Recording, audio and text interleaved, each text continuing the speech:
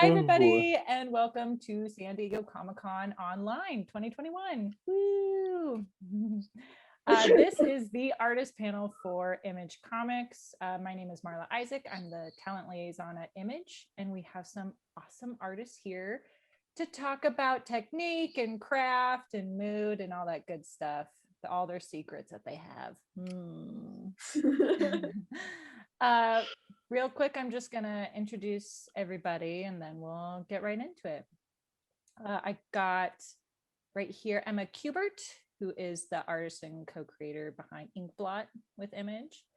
Trish Forstner, who is the co-creator and artist behind Stray Dogs. Alexandre Tefenkgi, who is the artist and co-creator behind the series The Good Asian, which just came out with us.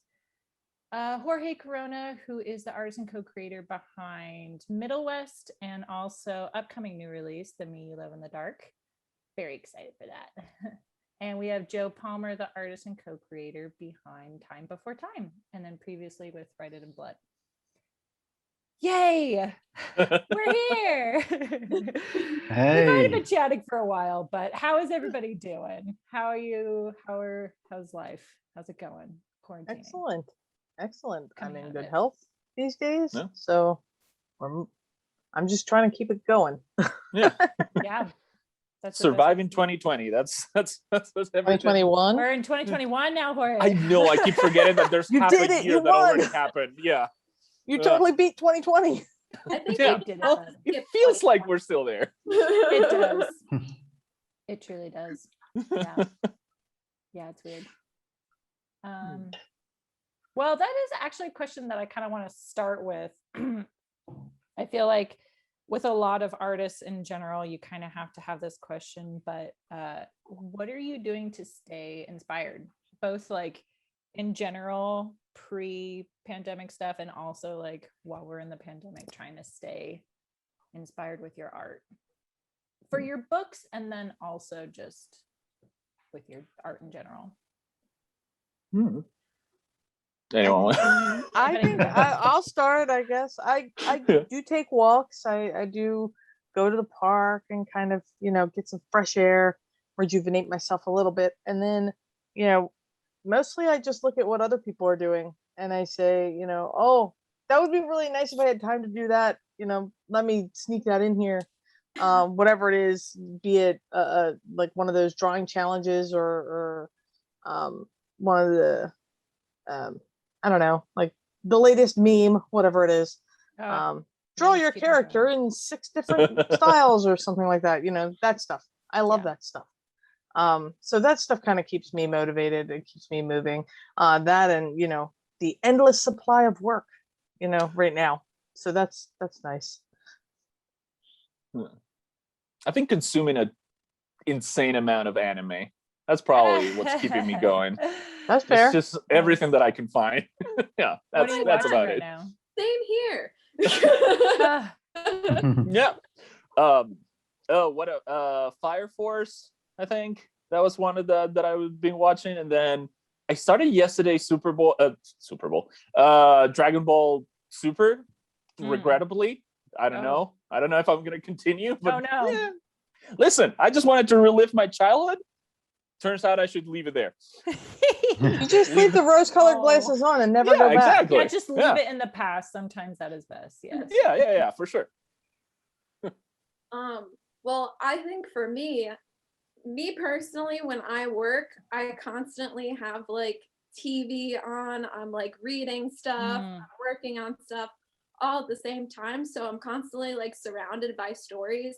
And now we're getting into like the beginning-ish of 2021 where like I need more entertainment. I'm like a little starved for it. So I find myself going into like other things that I've never really read or watched before. Like I've been reading a lot of manga recently and that's been really fun. And I've been just trying out like, I guess, other genres that I'm not usually into. Yeah. And some of them I like, some of them I don't like, but I'm all for trying it because I'm starved for entertainment.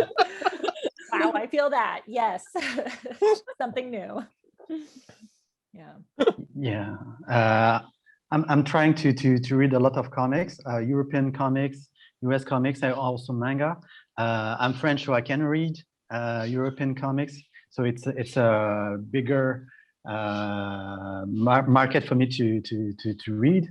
I also watch a lot of Netflix, different genre that I wouldn't have thought about. Like I discovered K-drama lately. Oh, K-drama Yes. is so good. It's Yes. so good. And Sucks me in. I liked it, so I'm continuing. Yeah, before pandemic, I was more of a outside person. I was going to exhibition, comics exhibition, art exhibition. Now I'm trying to go to the library to rent movies and books. I'm trying to do whatever I can and to keep me motivated and interested to discover new stuff. Yeah. Honestly, like deadlines and putting massive pressure on myself to get better, like that's a number one thing that will get you going to the drawing board every day.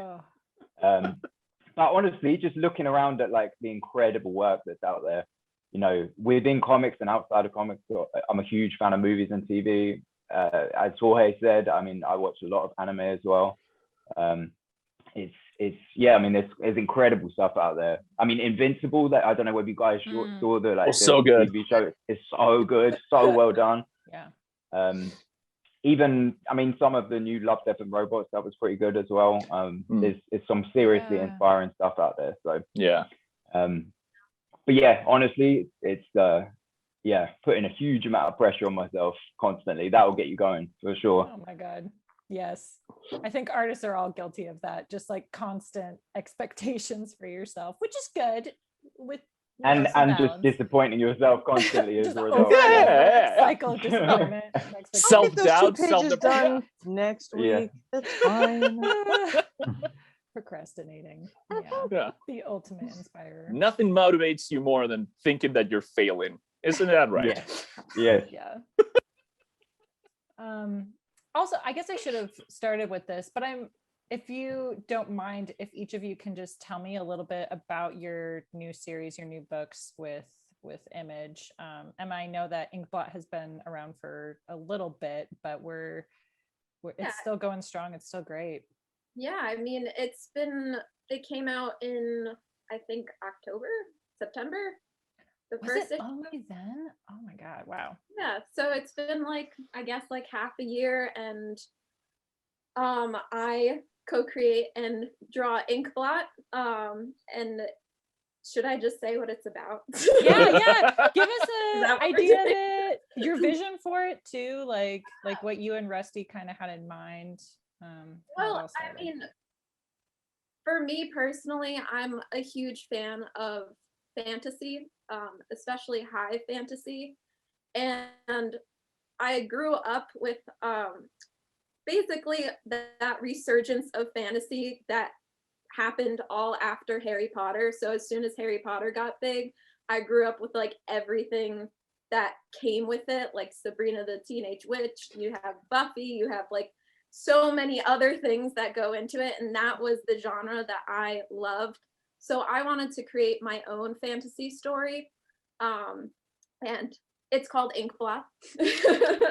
And it's about a female sorcerer called the Seeker and a mischievous black cat with the uncanny ability to defy the known laws of magic, nature, and time and space. And that is the log line for you guys.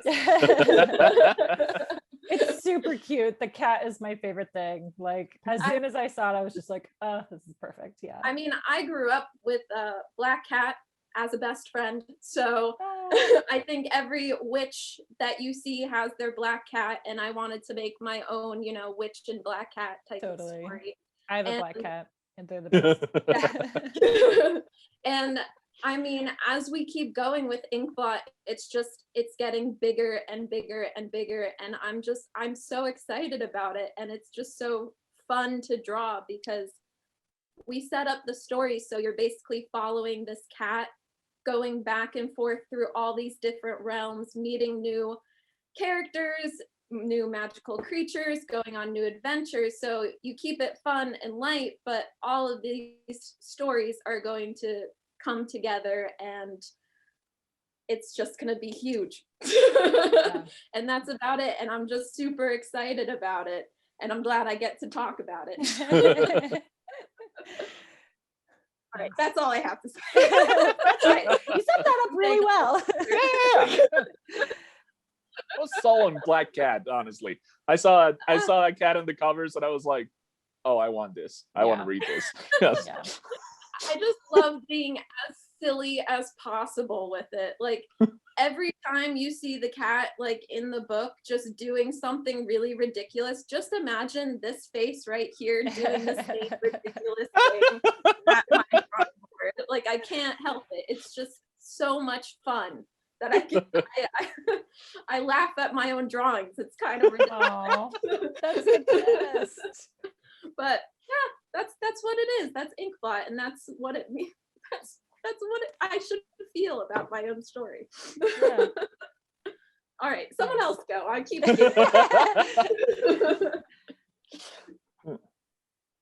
Jorge, you want to go? Oh God, okay.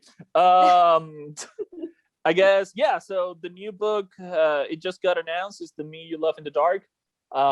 It's me and Scotty Young again working together. It's basically the same team as Middle West.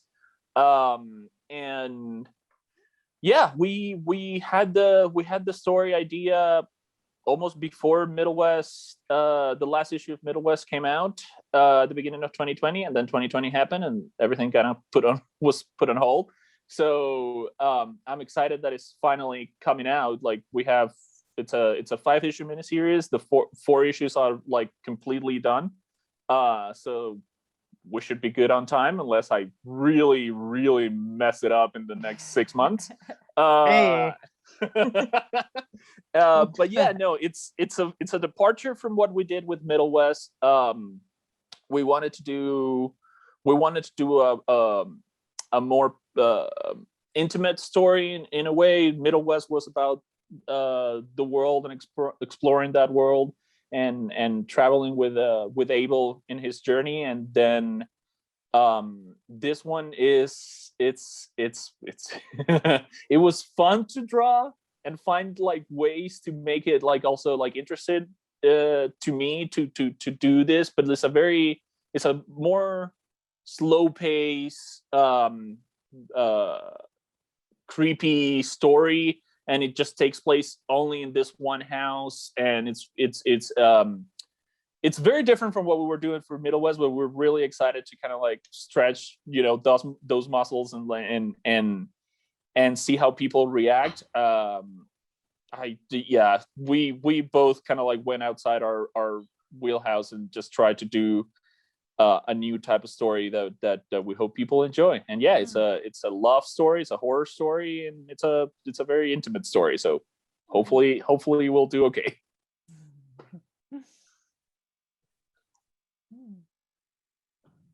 I'll go. I mean, everyone just sort of blankly stares. It's like, are we going to be asked next? That's great. Who is it? So at the time this is released, Time Before Time, the book that I'm doing the art for, it will be issue 4 by July, I think. So it's a time travel / crime book. It's kind of like, jumps all over the place, really, as you'd expect. But I don't really want to give too much away about the story, to be honest. Like, I mean, it follows it follows like the main character, Tatsuo. He works for a crime syndicate, smuggling people back into the past, essentially like a witness relocation thing, but like basically taking people to a better time in the past, because the future is not looking good. And he decides he gets sick of his job, decides to steal a time machine, and sort of craziness ensues as his plan doesn't go to plan. And we're just starting work on the second arc now, So the whole first arc is done. We will see how it goes, but it's planned to be an ongoing. Yeah, and I'm very overwhelmed by people saying very nice things at the moment. So I'm just keeping my head down and not looking at any social media. That's probably smart. You know. Yeah, for sure. Yeah. But it is really good. The first issue. Yeah, totally. Thank you. Just listen to me. Thank Don't you. listen to anybody else. It's fine. I'll listen to as few people as possible. That's the best thing. That's the best thing for, yeah, just shut down as many outside voices as possible. Totally. Yeah.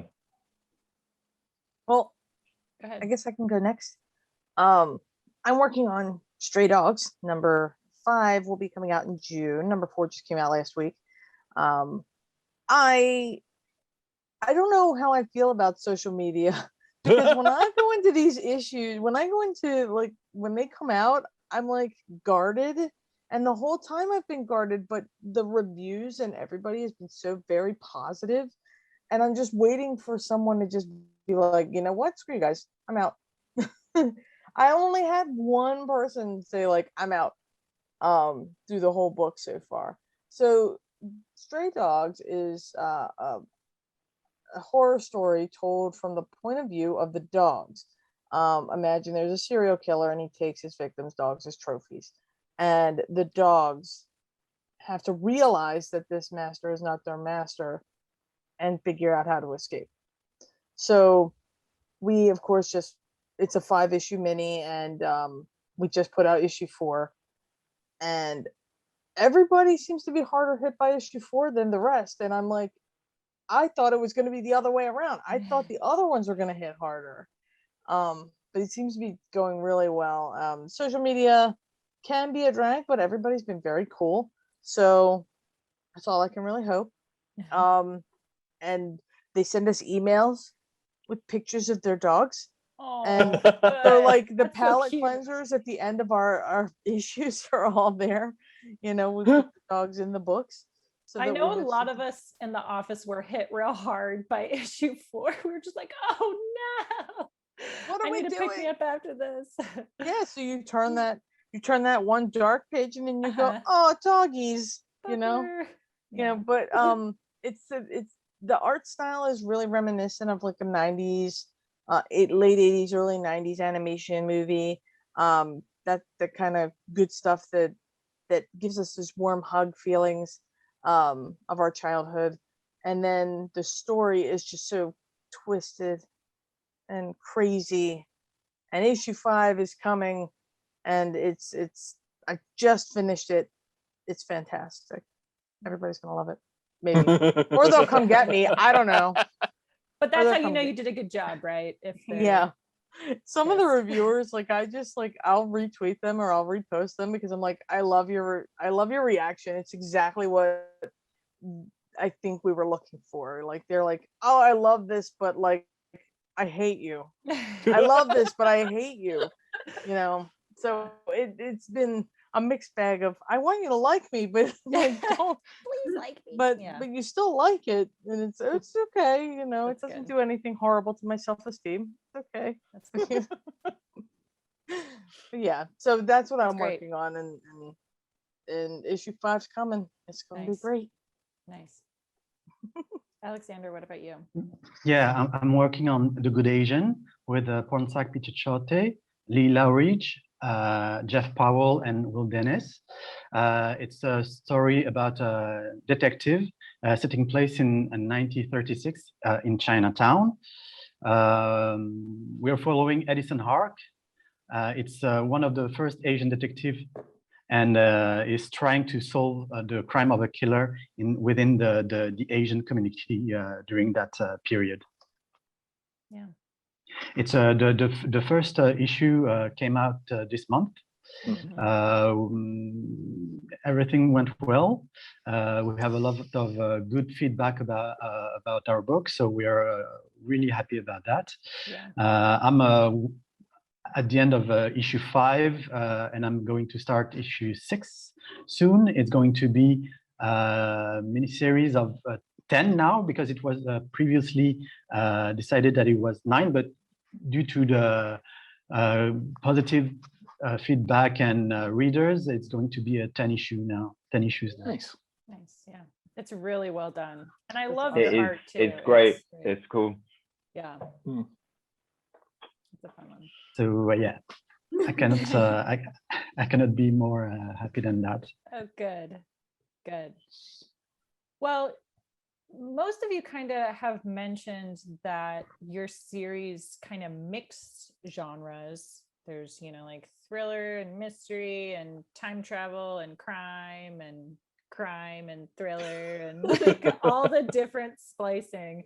I'm curious how you kind of integrate both of those, or like multiple genres in one series without swinging too hard in one direction or another, or does that not matter to you really? Do you just like to go with the story and let it lead you rather than worry too much about genre? I'm curious. Yeah, that's certainly the way that I feel. I try not to. I don't really think about genre at all. I mean, I don't think about like the tropes of a genre. I just kind of see where the script takes me and cover everything in black. Like that's, if all else fails, just black it out. I think. Yeah. Oh. No, go. Okay. I think for me, whenever I'm like trying to come up with an idea to create, I always start with genre. Like, what genre do I want to tackle? But then that's like the last question that I ask about genre. It's like, where do I start? Okay, I'll start with fantasy, and now I'm just gonna do what I want. Yeah. So I mean, yeah, I don't really pay attention to genre either. I'm just kind of doing what I want to do. Yeah. I don't know how else to describe it in general. Yeah, I think similarly, when the book was pitched to me before I joined and created the characters, he pitched it as a horror, but it didn't sound like horror to me. It sounded more like a suspense or something more mental. So to me, when I think horror, I think like slasher movie. I don't think what we've been doing. Yeah, it's not too grotesque. Stray Dogs No. isn't like super gory or anything. Yeah, You would have like many people after you. Oh my If God. you have Yeah. it's a slasher, but you have puppies. It's Yes, like, oh no, it's yeah. adorable dogs, but Riot. also lots of blood. Get ready. No, we couldn't. I mean, like we had to really walk a fine line. I feel like right between like classic animation technique and that horror. Like the story actually really kind of led me more, but because I'm more trained classically for animation. So that's kind of like a backwards reflex there. That's kind of always in the back of my mind. So the script just led me the other way. I was like, oh, over here looks nice. Let's just draw some, let's draw a cute little puppy where this blood puddle is. It's fine. It's fine. Yeah, that's the same for me.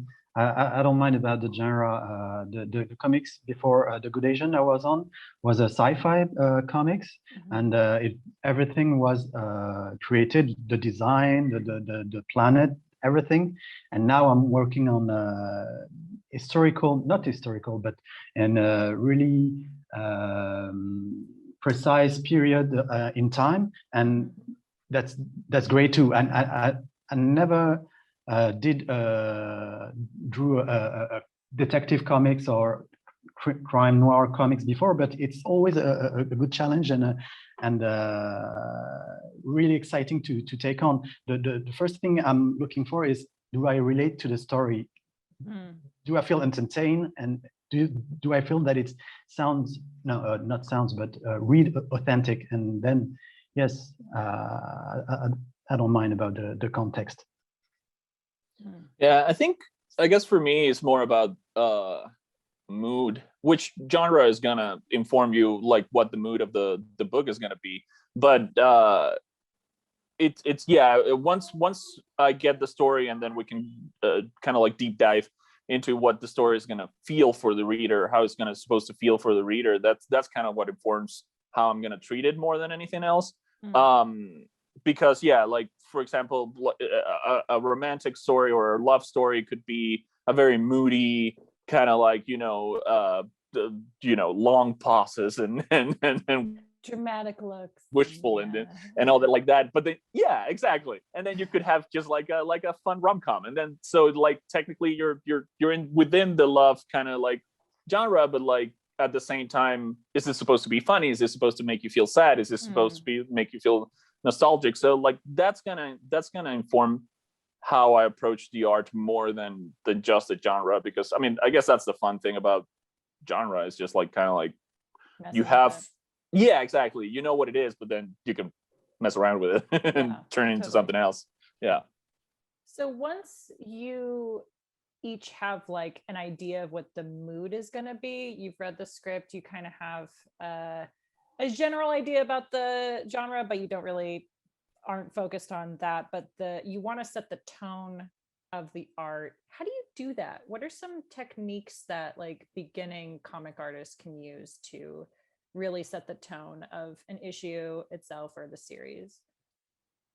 Well, for me, I know I having studied, well, not really formally studied, but watched a lot of movies, and a lot of TV shows and a lot of like classic animation. You get color theory involved.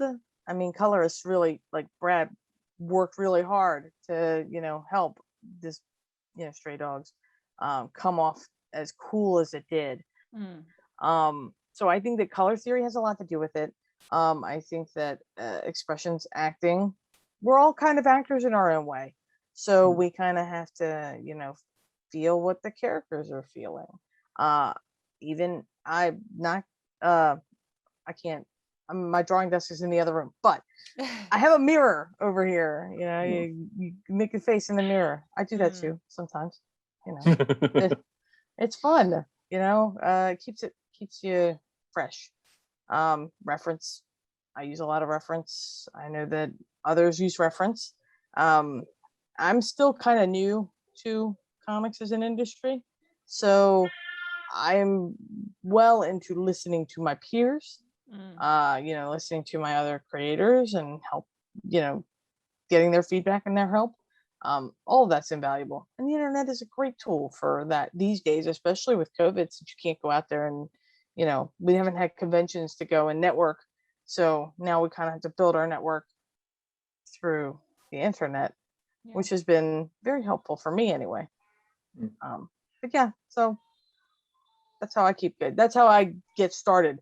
It's not just about once you've read the script and you have the idea, it's just, for me, putting the characters in a scene and, turning up that color, turning up that red, turning up that, whatever's going to make it really pop. For some of the more shocking things, or for some of the, depending on how you're feeling, the mood, if it's sad or somber, a lot of blues, a lot of, stuff like that for us anyway. For me anyway. Yeah, I would say, I mean, basically it doesn't really matter how much planning that you do, unless you actually like make a start on something. You're never going to know what it feels like, and you're not going to learn lessons unless you actually make mistakes. So I would say just jump in. Like if you've got an idea for something, just give it a go, and yeah, learn as you go, basically. If you have that luxury. If you have the, yeah. And I feel like that kind of happens all the time too. Like you can see how, like when a book starts and like as it keeps going, like you can see that both either writing and art just like starts forming within like what kind of like it morphs and it grows and it turns into what eventually is just like the tone of the book or the movie. I would say sketch as much as you can beforehand, just trying to figure out what that's going to look like for you, and then figure out what's working, and what makes you feel like like try it out. I sometimes I do pencils for my, like if it's a new book I do pencils, and then I do a couple of like, if you have the time, just a couple of like different tryouts for inks, and then see what feels right. Is like the same panel inked a couple times in a different way, and it's like, oh, that's actually working better for like this story than the other thing. And like Joe said, like as you keep going, you're gonna figure out, it's like, oh, maybe I should do that differently, and like you're slowly morphing as you keep going. So Yeah. I don't know. Yeah, I think you can almost see the progression in some, like in Stray Dogs, like issue 1, all the characters are you know, I'm learning to draw them, and then issue 2, and as it progresses, you know, you see the character designs are stronger, the way they are posed is stronger. I mean, I feel like as I grew through the book, so, or Yeah. through the series. So yeah, I mean, I totally get that. Sketch as much as you can. Good points. Good points. I think for me, when I come up with an idea, and maybe there's a script in front of me, maybe I'm just kind of winging it from my head, but a lot of the time, I will do sketches, and I'll do a lot of experimentation, like, because for me, I'm always thinking of the story that I'm telling, and whatever I do is going to support that story. So if it's Inkblot, we definitely need it inked. But it's another thing to like think about how you're going to finish it as well, like especially with the color and everything that goes into it. But for me, like I'm the penciler, well, I guess / writer, penciler, and colorist for Inkblot. So I'm the one penciling the whole story. And when I started Inkblot, I really decided what kind of storytelling I wanted to do, because there's so many different ways of telling a story, but the way that I wanted to tell my story was very high fantasy, very fantastical, very like big images, lots of emotion, very animated, I guess. And that was really like the start of me putting my pencil to paper and being like, okay, how is all of this that's inspiring me inside of me going to transfer to this paper? And then I just have all of that basically influence all of my storytelling decisions as I draw 20 pages. So I mean, for anyone who's just starting to create, I would say just experiment as much as possible. And if you already have your story and you're just trying to find the look of it, experiment and see what best supports your story. Like if it's a thriller, use a lot of blacks, use that pop of red, use like very dark shadows. If you're doing a fun, silly, high fantasy, have it be a little more open, a little more animated, a little more emotional, and that kind of stuff, you know. Just think about what is going to support your story that you want to show the audience. And yeah, that's what I think about. Yeah, for me, I needed to watch old movies and to watch crime noir movies, because I needed to see how the detective and the people at that time would act, the poster, how they would stand, because from that era to now, people don't stand the same way, they don't sit the same way. So the idea of the masculinity and femininity is different. So when I draw a woman or a man, I have to think about how would they lean on the wall, for example, because now it might be different, surely different. So yeah, I needed to have an example, that something moving, to have an idea that can trigger my imagination when I have to make all the characters act. So yeah, I needed that for me, but maybe it's because it's in a precise era. I don't know. For the previous book, I didn't have to do that, but now that I'm doing a story in 1936, I kind of have to do that, because I have to be authentic, the more authentic as I can. Yeah, I'm curious also about like fashion design, like how that comes up for each of your the moods that you want for your series and design in general, and any little bits that can make it feel more authentic and believable. Like, I feel like actually all of yours are pretty like speculative fiction. They're like under the umbrella of like not really, well, I guess A Good Asian is like pretty realistic, but mostly a lot of it you're kind of making up the world as you go. So what kind of techniques like fashion design or regular design do you use to make things believable and authentic and feel right, or do you just throw that out the window and just make it as unbelievable as you want? Well, I think the farmhouse in Stray Dogs is kind of like the most overdeveloped house I've ever seen, like for a serial killer to have. But it's very like there's an actual floor plan for that house. Like we actually have a floor plan, so which room is which room, and those rooms are the same. But everything else outside of this house is kind of like wherever. It's fine. Nowhereville, USA, whatever you want to call it, or any town, USA. But this house is just, it's very particular.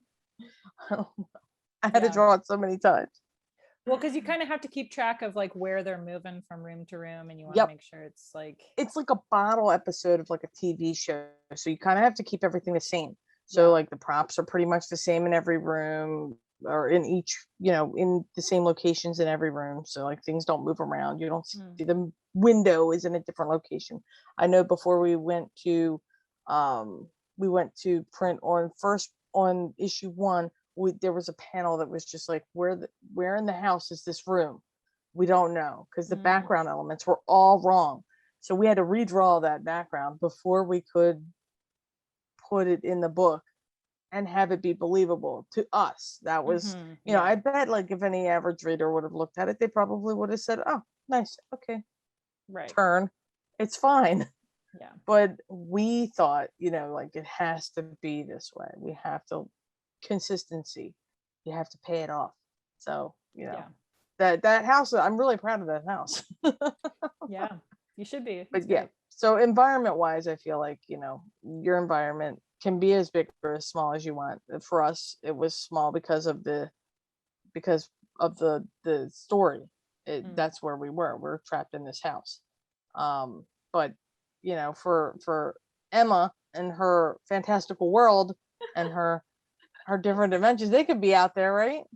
Be out there as far as you want. Your face lit up with when I was mentioning fashion design. That's because you were talking about character design, and what I thought about with how I designed the main character, the Seeker. She's a young woman, well, not so young. She basically lived for like a millennia, but she looks young. And she built this, giant ever-ending library that just goes on forever, that she's been in for like the past 600 years. And I designed her very, very simply, with her hair just back, collared shirt, pants, no shoes, because she's in the library all the time. Why would you wear shoes in there? That's literally my thought process on creating character design, is like I'm thinking about this logical, sciencey type of girl who's just stuck inside for so long. Why would you wear shoes? And why would you have like a dress, like a fantasy girl, like she's wearing pants, she's wearing a shirt, she has her hair back, and she's ready to experiment on this weird cat that has come into her life. But no, I very much agree with the environment wise. I kind of think of it like a movie set. So like I do a floor plan too sometimes, where like I'll make a little map and I'll like see where I put everything. But design wise, I mean, it is fantasy, so I can design it however I want, but we really have this kind of running theme that's more of like a natural look to everything, and a lot of trees and roots go into like basically every world. So a lot of it is very much inspired by just natural settings, like in general. I remember when we started pitching Inkblot, Rusty and I, or when we were working on Inkblot, Rusty and I, we were traveling around the country. Rusty's my partner. We were traveling around the country, and we were literally looking at all the different landscapes, and we're literally taking that and putting it in Inkblot. And it's so cool just to be inspired by that natural landscape. But that's really how I design stuff, is that I really look from real life. I look from things that I really like, and I really think about the character and how and what their life is and what would support that, like hair back, no shoes. Right. I don't like shoes either. Yeah, right. Yeah. I don't wear shoes that often either. I think, yeah, no, for the Meat Elf in the Dark, I actually like similar to what you both are saying, like because this book took place only in this house, usually I'm moving through locations so much that I have a general idea of where everything is, but I almost like use it as props that I can move around. But for the house in the Meat Elf in the Dark, we went in and I did floor plans. I did like research into the type of architecture that I wanted for specifically this location, furniture like design and stuff like that. What kind of pieces would they have, and the character would keep in this house. And for the first time, so a good buddy of mine who's also a comic book artist, David Stoll, he does like 3D props for comic people or animation or whatever. And then I reached out to him, and he built a 3D model of the house, which is what I've been using for this book. And it's the first time that I've done that, but like kind of like what you were saying, Trish, it's like this. It's so important that everything stay consistent in this house, because again, like that's what makes the story, is like it's this location that I really wanted to make sure that everything was going to be consistent, everything was going to like stay the same. I wasn't going to mess around with like, oh no, that hallway actually wasn't there last time, or like the proportions are wrong or something like that. So we at the beginning, and again, kind of like that was a little bit of the luck that we had, that the start of the book got delayed with 2020, is that we could go in and really like fine tune the house and fine tune the model and have this very real house that we were gonna spend 5 issues in. So that was a lot of fun. And in general, like just Pinterest has changed my life. I have so many boards there that it's just like fashion for modern urban stuff, fashion for fantasy stuff, concept art from video games and stuff like that. And it's like, that's, I have it spread all over the place. And usually if I need inspiration, or if I need just to see kind of how to design a character, I just go through those, and really honestly has been like life changing. Me too. Yeah. It's really good. It's really useful. Pinterest is awesome. Right? Yeah. So the way that I think about it is, well, it's definitely changed for me a lot over the time that I've been working in comics. I mean, to begin with, I was definitely that kind of person who would like map out everything. And I do think it depends on what the story is asking of you, and also knowing where to like spend your energy. Because obviously if the entire issue is spent in the same location, you probably need to have a really good idea about how everything functions within that. But for me, especially with this book, where it's location hopping once every 2 pages or something along those lines, it's just a waste of energy to like basically torture myself that way. I'm not going to map out every angle of every location for something which changes all the time. It's I don't need another reason to be close to burnout. You know what I mean? So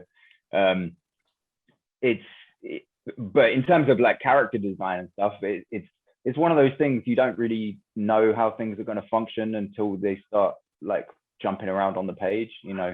Like until they're living.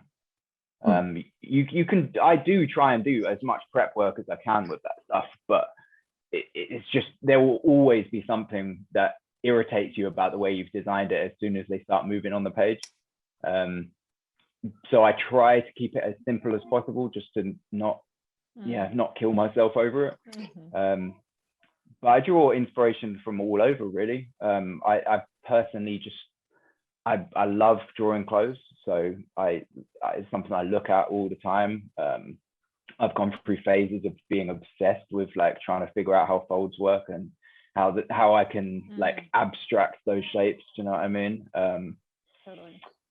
But yeah, it's something I enjoy, but you've got to be really careful with how much time you put into it beforehand, because things change as you get to work. So. And I'm sure you can just go down like a rabbit hole forever, like zoomed for into sure. like, this is how the pleating works on this skirt or whatever. And then it's like waste hours. I mean, I guess it's not really a waste, but spending more time on it than you need to. It's not a waste. And like, I mean, all of it just leads to a greater understanding about how the thing functions as far as I am concerned. And it does really depend on what style you draw in as well. You know, some of that research just isn't necessary if you're cutting things down to like, you know, ridiculously simple shapes. And I've got quite a simple style. But I still think it benefits from understanding how the thing functions. And that just comes from I agree, Pinterest is great. I mean, I use it all the time. As soon as I discovered that was it's full of my own boards for sure. It's nice that there's a lot of like free resources like that, and like different like rendering programs where you can figure out layouts and stuff. And like Alexander is saying, like just looking at movies from that era, if it's from a specific era, and just like copying it down. I mean, it's having that accessible is just it's a lifesaver. I can't imagine what it was like in the old days with, you know, huge files of stuff that you've got to ream through, you know. And I'm not organized enough. For sure. To the library a lot. I mean, like I know I would ask my dad what he would do, like when he was in school and everything, and he said he had to go down to the library, maybe try to make a photocopy that will take like an hour, you know, like search through books and books of like castles to find the right one.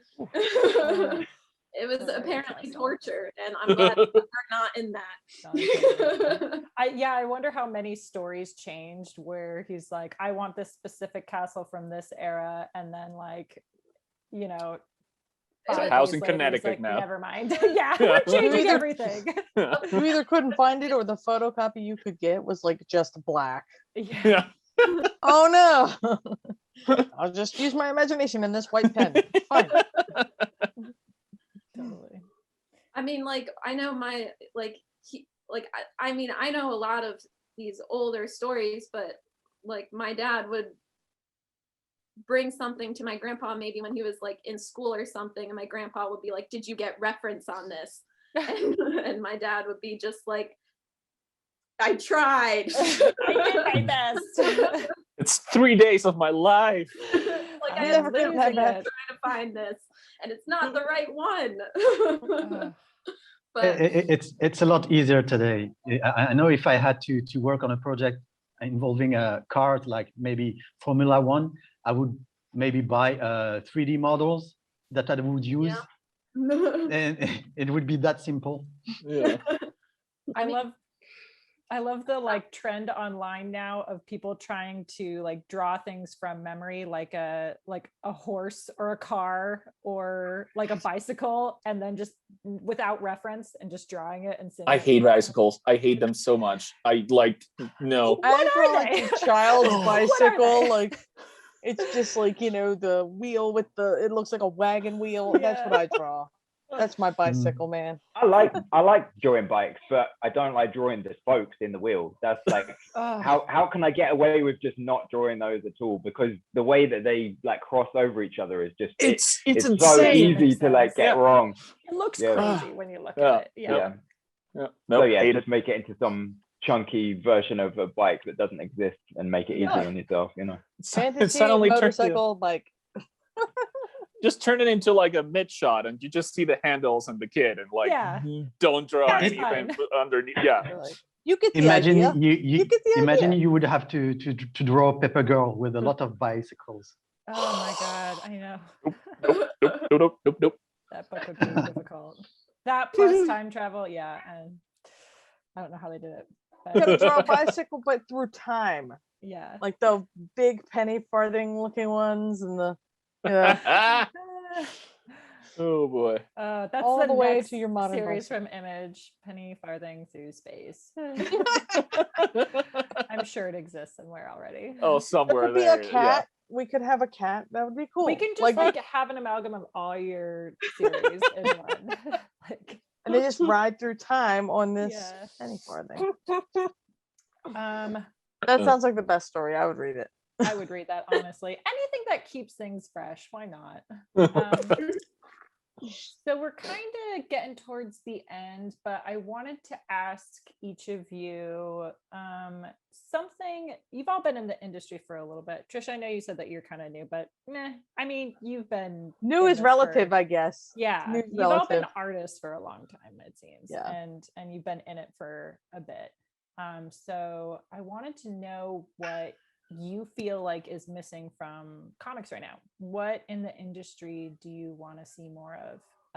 Whether it's like representation or a different style, or even like how you want covers to look, or like what you want from retailers, like just anything that you feel that you've looked at everything and been like, we could use more of that.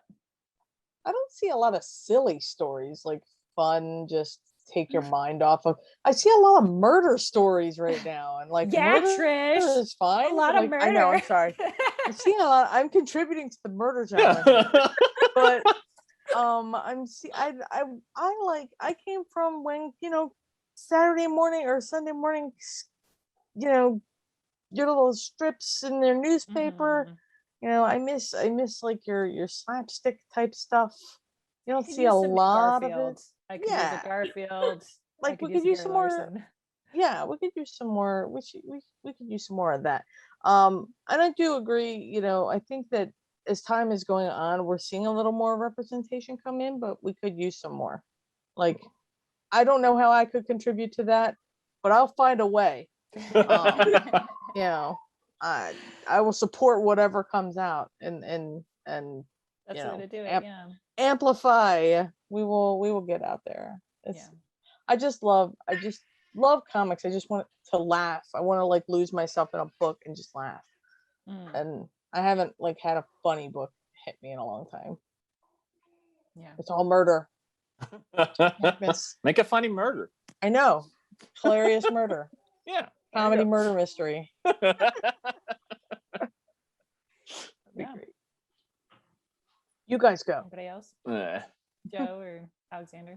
I don't like to sort of pass judgment on what other people are doing. Do you know what I mean? I try my best not to think about things in those terms. Even though I have my own personal taste and stuff, obviously but in terms of like what I think should be out there, like more of what should be out there, I don't feel like I've got a say in that, because it's not my world, right? Everyone's doing what they think is right. I do think a place like Image is just it certainly in the American market, it's a space where they're open to any kind of story you want to tell, and that is something to be really thankful for, because the industry is it's a very niche industry, right? So it's certainly from the big two, it's a very specific type of storytelling and stories coming out of that space. So I'm very pleased to have landed in the American market in somewhere like Image. Not to turn this into like the Image appreciation panel. I mean, we can. If we're gonna do it, like this is yeah. No, I mean really, like it's such a pleasure to be able to do something that's not people in tights. Do you know what I mean? Totally. And I personally never really wanted to go down that route anyway, but well, not since I was a little kid, but having the option to just to try anything you want. It might not get picked up, people might not like it, but at least the option is there. Yeah. And I definitely prefer it that way around. And that goes for, you know, having lots of different perspectives that are possible as well, right?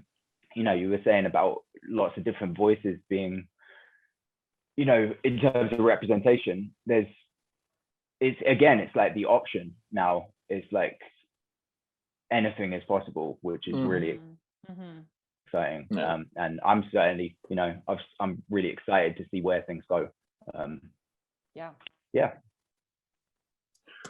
Yeah, I think on my end, I don't know. I feel like, and again, this is kind of like dream situation, but like it would have to deal with more like the economics of comics and stuff like that, which is, I don't want to go there, but like kind of like room. Yeah, no, but no, for kind of like what we're all been saying, like now you have this opportunity, now you have like so many different voices, and you have like a place like Image or Creator that, you know, offers you the possibility to create your world, to create, you know, whatever kind of story you want. But at the same time, most of the time you have 5 issues, 6 issues, and then there's only so much that you can do within that constraint. And again, kind of like going back to what we're talking at the beginning, and reading other markets and stuff like manga, which is, again, like it's its own beast, and it would be hard to translate, but like they have sometimes the room. You have like so many volumes of just like hanging out in this new world, and that's not something that you have right now too much in the American market. Is like the ones that have been running for X amount of volumes are superhero comics most of the time, right? Like that's the one, but or licenses and stuff like that. But then you don't have that one creator own who has 300 issues to you know, you have 3 of those guys, like, and then that's it. So and what I've noticed is that sometimes that, you know, that even to the reader, like just having that amount of time to fall in love with a character, to fall in love with a story, to fall in love with, you know, a premise, is just you have to do it in 20 pages because you have to get it in the first issue, or who knows if you're going to get 4 more. So it's in that sense, like kind of having like a room to do that. I guess the closest we have sometimes is just webcomics, because they do go like, you know, so many volumes that by the point is like, oh, you're more invested in the characters than even the story at some point, because you had the room to do that, and you had the room to get to know them in that way. So I don't know. I mean, there must be a secret, but but yeah, kind of like that. That's what I think. Yeah, that's what I think. I would miss, is just having that unique voice for a long period of time, to the point that it becomes something that, you know, some shorter books don't have the room to. Sure. Yeah. I mean, you look at Akira, and it's just been going on for, how long did it go on? Like, it just kept going. So yeah, to have that room to explore would be ideal, I'm sure. They have 40 pages of an explosion. Like, I am so jealous of just 40 pages. I literally made the count. I was like, I've been passing through pages, it's like the that most is just detailed explosion ever. Yeah, it's just explosion. It's just following the path of an explosion. You need 2 issues of comics to get just an explosion. I was like, oh man, I love this. Like a Dragon Ball episode, you know? Yeah, exactly. Of an explosion. But it is a completely different market. I mean, that's my point. It's weekly comics. Firstly, they're printed in black and white, which is far cheaper, and of course, the culture of reading comics is completely different. I mean, that's the main issue as far as the way that I see it. Oh yeah, exactly. And that's why I said like it's impossible to translate from one market to the other, because there's so but like that, I don't know. There's wish something we could appealing about that. Some of it, like, I don't know. For the American. Well, in Japan, you can get comics everywhere. I mean, you can buy them. They're at every newsstand, every, you know, airport place. They're, you know, they're literally everywhere.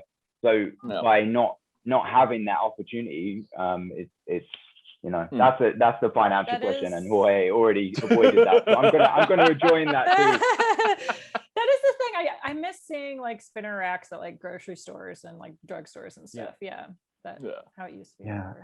I think having 40 pages or 20 pages, it changed drastically the narration, because when you have 40 pages, you have time to settle things and to use silence and time in a, I think, longer way, better way sometimes than in 20 pages, because you have to go for the information and not the feeling sometimes, because you have only 20 pages. Yeah.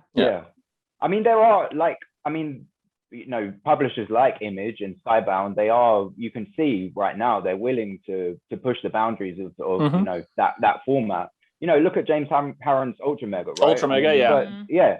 I mean, that book is amazing, but he uses space in that way. I mean, I don't know the situation behind it, but it seems like it was his choice to do that, right? Because he wanted that extra room. So it's not that it isn't possible. It's basically whether it's financially viable to do that. You know, and also, where are you going to find an artist that can draw like 44 pages of story a month? Oh my it's not God, going to happen. that's the thing. You know? So yeah, it's whether you've got like a publisher that's willing to like, give anything a try, basically.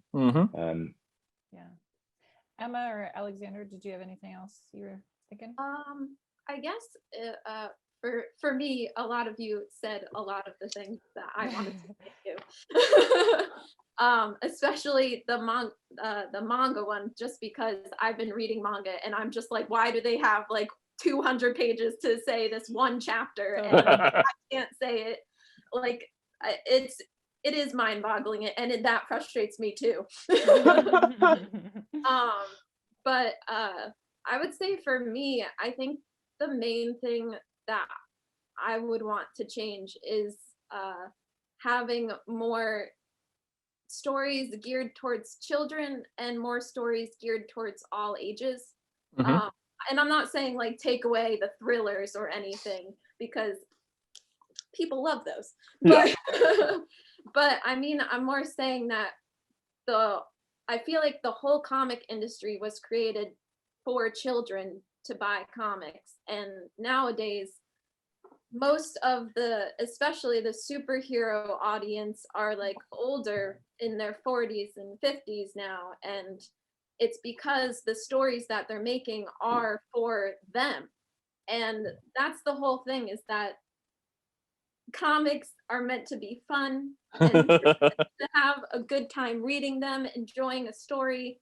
And I feel like by excluding children especially, you're not letting the industry grow, and you're just neglecting a whole market right there, just as a business sense. But I think it's just important to keep the industry going, and by doing that, you have to invite the newer people, to the newer audience, to come in. And that's one of the reasons why I like to create the silliest things ever. And that's why I like to create more young adult stories. And it really is just I like new, I like modern, I like going forward, I guess. And I think that's the main thing that should happen with the stories that are being created. But that being said, you know, like with Image Comics, I love the fact that any creator can come there and create, you know, their own story, and they have that freedom to do so. I just think, you know, there should be a bit more of a push in the whole industry on creating more all ages and kids comics, because that's where the money is.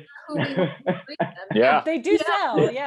Yeah, exactly. Totally. So I mean, like, you know, look at Scholastic and Penguin. Yeah, right, I was just gonna say, all of those, like, they're selling like hotcakes, but it's in a different format. So it's just kind of like, why don't we do the same thing and just keep pushing forward and keep trying to keep our industry alive in that way, having more longevity than just like a now solution.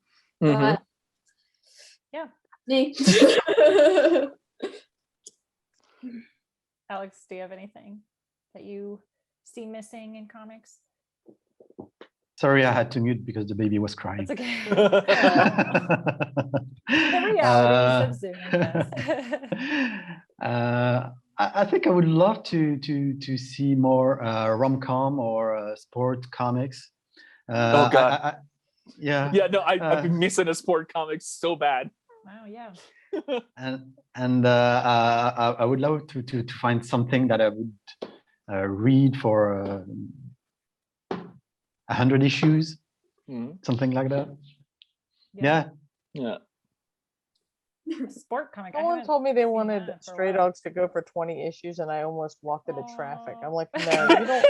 I can't make me do this for 20 issues. That's it's just gonna be like everybody feeling like they're gonna kill me for 20 issues. I can't do it. The pressure. Well, that's a good thing anyway. Yeah.